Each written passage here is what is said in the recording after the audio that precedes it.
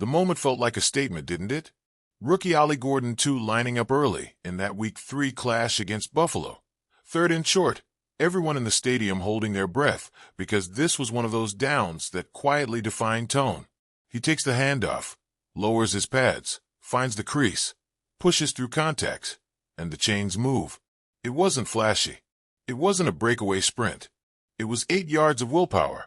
8 yards of telling the Bills' defense that Miami wasn't going to play timid that afternoon. That single run opened up a 1st and goal, and just 3 snaps later, Gordon finished what he started. The rookie punching it in for his first ever NFL touchdown. The celebration wasn't loud, it wasn't staged, but you could see in his body language that he knew this was his moment. The kind of first score you never forget, because it felt like the door to the league finally opened for him. But then comes the twist. That very run, the play that gave Miami early life, came at a cost that wasn't visible in the box score. A fine. A league notice. $5,045 stripped away because the officials judged Gordon guilty of unnecessary roughness. Use of helmet. Think about that for a second. The kid does what every running back is taught to do.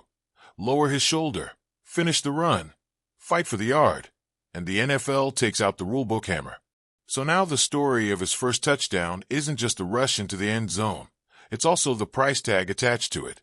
How's that for a welcome to the league? And here's the part that stings more. He wasn't even the biggest casualty of the fine sheet. No, that title belonged to center Aaron Brewer.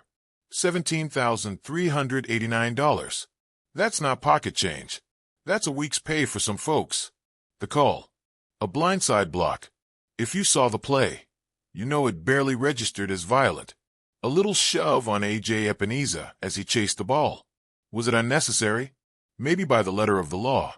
Was it worth nearly 18 grand? That's where the frustration boils. Brewer wasn't even dictating the flow of the play. He wasn't clearing a path. He wasn't flattening a defender.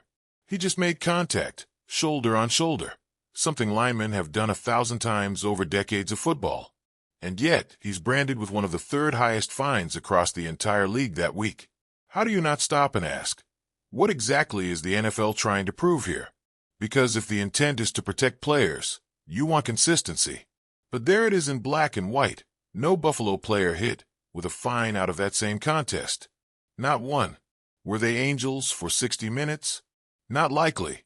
Physicality doesn't only happen in aqua and orange. And yet, the slip of paper comes down heavier on Miami's side, like the Dolphins were somehow the villains in a game where both teams threw bodies around with the same intensity. Gordon's hit, Brewer's block, both tucked away in the league's official records, but the ripple effects feel bigger than just money. What does it do to a locker room when guys see their checks slashed for moments that didn't even swing the game? What does it do to a rookie like Gordon, who's supposed to be celebrating his first touchdown, but instead has to answer questions about fines before he can even breathe in the sweetness of that milestone? How many players hesitate on the next snap, second-guess their instincts, because they're calculating dollar amounts in their heads? Football is already brutal on the body. Now the mind gets taxed with penalties that feel arbitrary. And it's not the first time Miami's dealt with this in 2025. Let's rewind. Week 2 against New England. Malik Washington, young wideout still carving his role, catches a ball, explodes forward, and drops a shoulder near the goal line. 16 yards, all effort. The play doesn't even count because Aaron Brewer, again, his name, gets flagged for being illegally downfield. Still, the league office goes back to the tape, decides Washington's helmet use warrants punishment. $5,611 gone. On top of that, Patriots safety Craig Woodson got banged up on the collision. The irony. The play didn't even live in the box score, didn't affect the scoreboard. Yet Washington carries the weight of a fine and the shadow of injuring an opponent. Week 1. Nothing. No Dolphins fined in that opener against Indianapolis. But here's the kicker. Through 3 weeks, not a single player across the league has been fined for something they did to a Miami player. Let that sink in. Dolphins players pay the price, literally, but their opponents? Zero. The imbalance gnaws at you, doesn't it?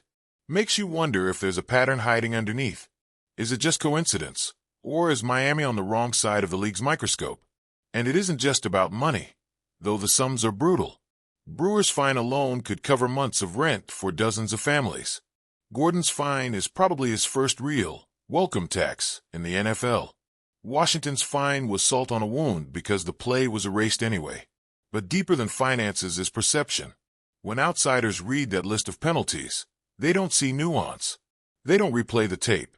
They just see the words: unnecessary roughness, blindside block, use of helmet. The story becomes Miami players breaking rules, Dolphins as repeat offenders. Image sticks faster than facts. Suddenly, a rookie touchdown run is less about triumph and more about controversy. A gritty center's effort is reframed as recklessness. A receiver's fight for yards becomes a cautionary tale. And maybe that's what irks fans the most, because these aren't moments of malice. No one's talking about late hits that risk ending careers. No one's talking about dirty plays that cross obvious lines. These are football actions. They're split-second decisions in the chaos of a play. The kind of moves every coach preaches. The kind of moves that for decades were celebrated as toughness. Now they're fines. Now they're warnings. Now they're part of a weekly ledger the league proudly announces, like a scarlet letter pinned to players' chests. But let's circle back to Gordon, because his story deserves the spotlight. A rookie in teal and orange, still learning the rhythm of the NFL, still trying to carve out his identity in an offense already bursting with speed and talent. To have your first touchdown remembered this way, the joy of crossing that white line wrapped in the sting of a fine, it's complicated. Yet maybe that's the reality he's stepping into. The NFL loves to brand itself as violent ballet, but behind the curtain, it's also bureaucracy and bank deductions. Gordon's name will sit forever in the Week 3 recap as a scorer, but in his personal file, it'll also be stamped with violation. How do you reconcile the two? Can you smile about the touchdown when the fine notice lands in your locker the next day? And what about Brewer, the veteran who's supposed to anchor the middle, provide steadiness to the line, keep Tua Tagovailoa upright? Instead, he's on the league's top 5 list of fines for that week. A block that barely shifted the flow of the play now costs him more than some rookies earn in a game. Does he shrug it off, part of the job? Or does it burn quietly? Another reminder that the league's gaze is harsher on some than others? Then there's Washington, a young receiver fighting for a permanent spot, fined for a play that didn't even survive a penalty flag. Imagine the frustration. Imagine the mental load of trying to prove yourself, only to see your wallet punished while your stat sheet stays empty. Do coaches comfort you? Or do they remind you to keep your head up? Do teammates nod in sympathy? Or does the whole locker room laugh bitterly because they know they're next? 3 weeks in, and already the Dolphins feel like they're playing with more than just opponents. They're playing against judgment, perception, invisible hands dictating what's clean and what's costly. And the question that lingers, how much of this builds resilience? And how much chips away at spirit? Because every dollar fined is also a little piece of narrative rewritten. And for a team trying to chase glory, chase relevance, chase respect in a loaded AFC, those little narrative shifts matter. So here we are, looking back at Week 3 not just as a game against the Bills, but as a snapshot of something bigger. A rookie's joy tangled with punishment. A veteran's block turned into controversy.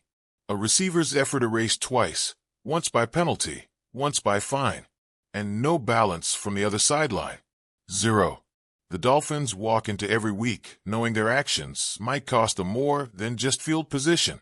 And fans are left asking, is this discipline, or is this disparity?